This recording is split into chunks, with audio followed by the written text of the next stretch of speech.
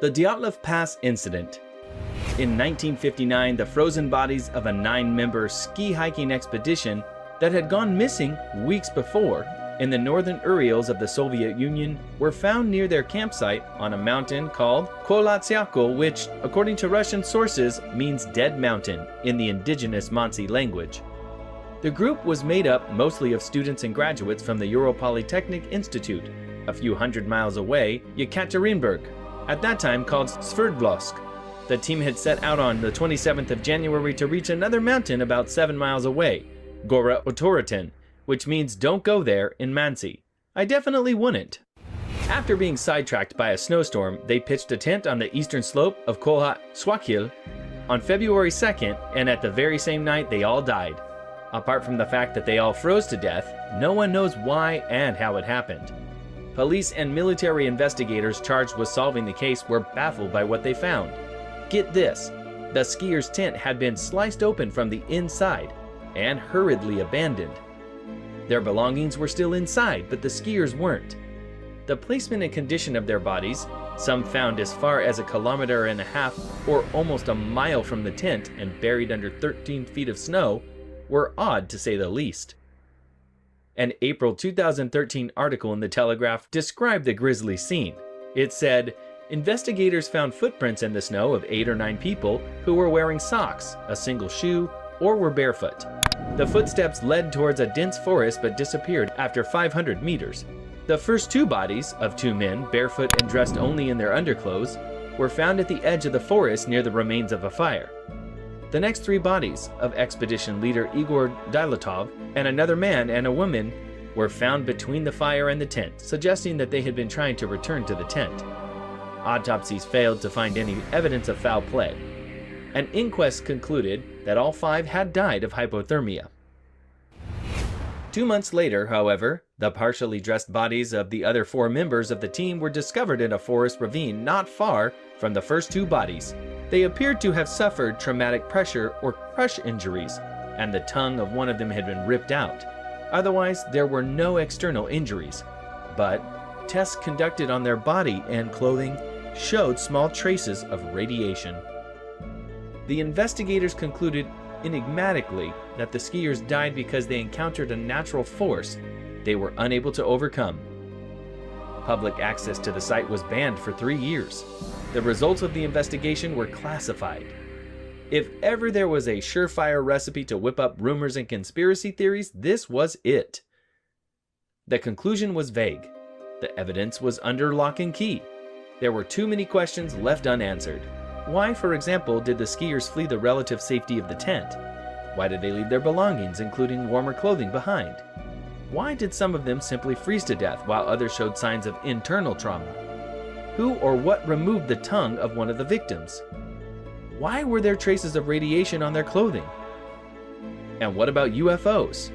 Here are some popular theories about the incident. Fireballs in the sky. It was reported that eyewitnesses in the northern Urals saw fast-moving balls of fire in the night sky around the time of the Dyatlov Pass incident.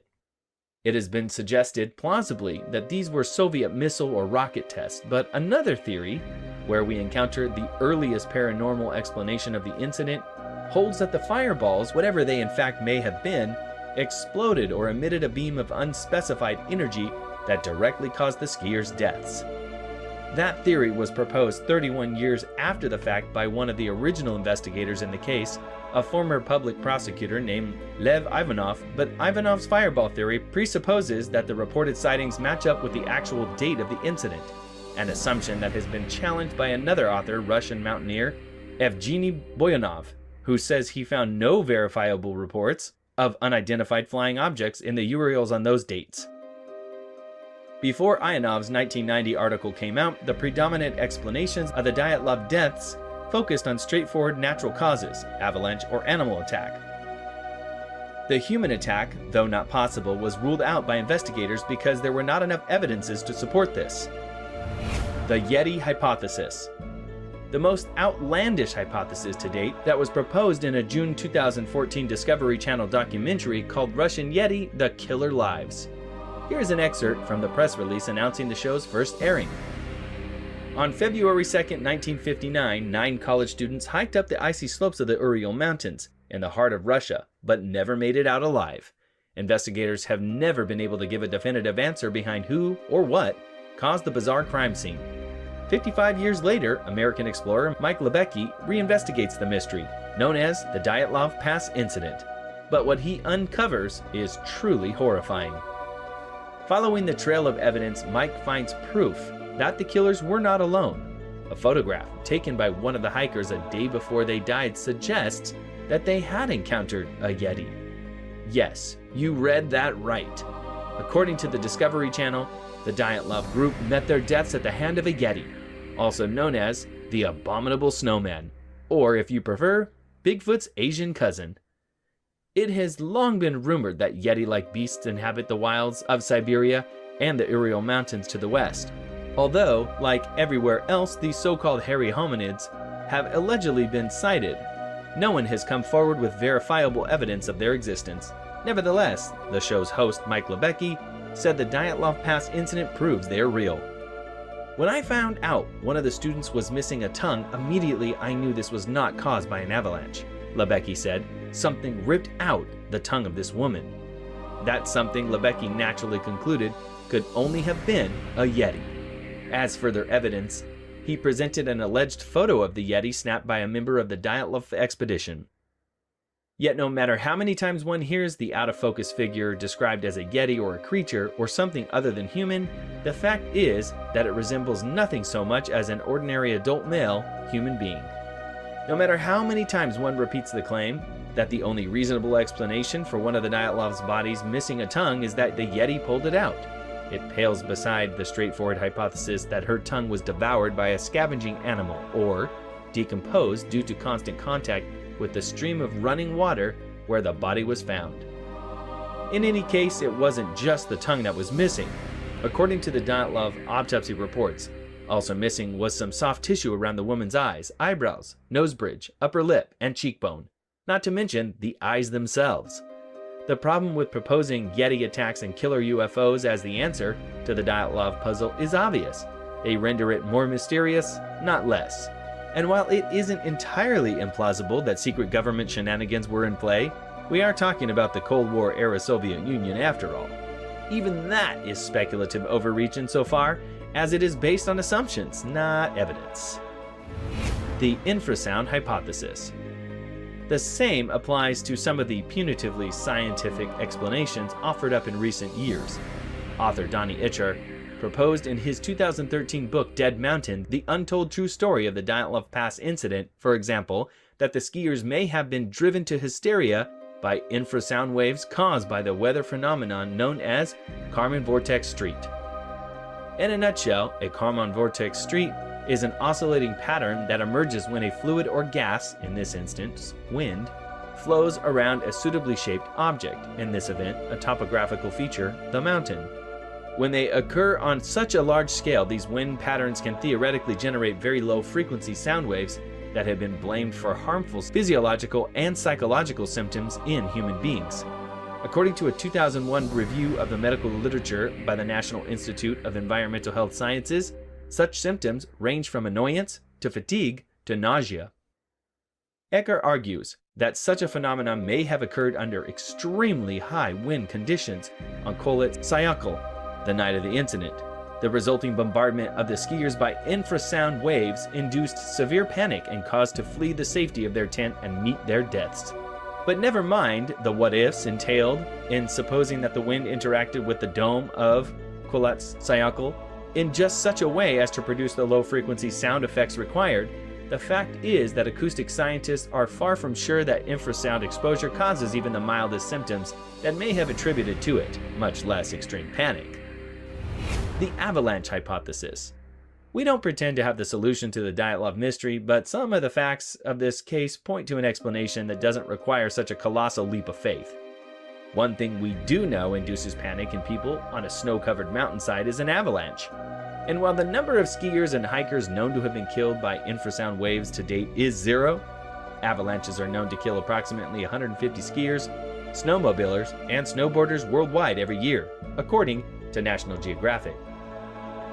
Moreover, the crushing weight of the 4 meters of snow under which the last 4 bodies in the Dyatlov group were found, possibly deposited there by an avalanche, could account for their internal injuries. According to meteorological data compiled by Evgeny Buyanov, temperatures in the vicinity of the skiers' Kholat Syakhl campsite dropped precipitously from -11 degrees Celsius to as low as -25 degrees Celsius on the night of February 1st, 1959. Wind speeds are estimated to have reached between 8 to 16 meters per second, with gusts likely even higher. Without adequate protection, frostbite, hypothermia, and death are virtually guaranteed under such conditions, and within a very short period of time. Autopsy reports say the proximate cause of death of all but one of the Dyatlov victims, even those who suffered internal trauma, was hypothermia. Did an avalanche occur? We don't know. But one could have and could account for some unexplained aspects of the incident, including why the skiers fled their tent and why some sustained the kinds of injuries they did. You may object that an avalanche doesn't explain everything. The radioactivity found on some of the bodies, for example, granted, but neither does a Yeti attack.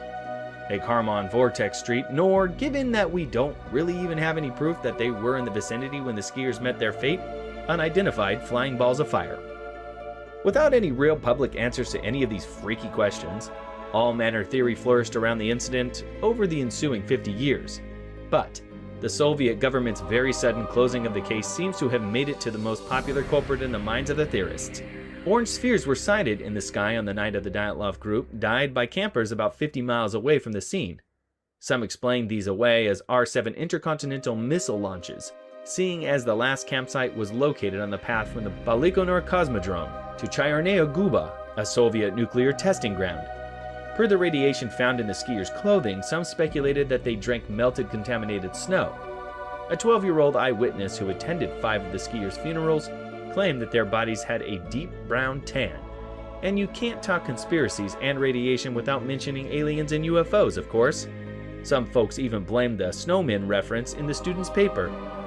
To this day, a scientific explanation for the deaths of these 9 people has yet to be nailed down.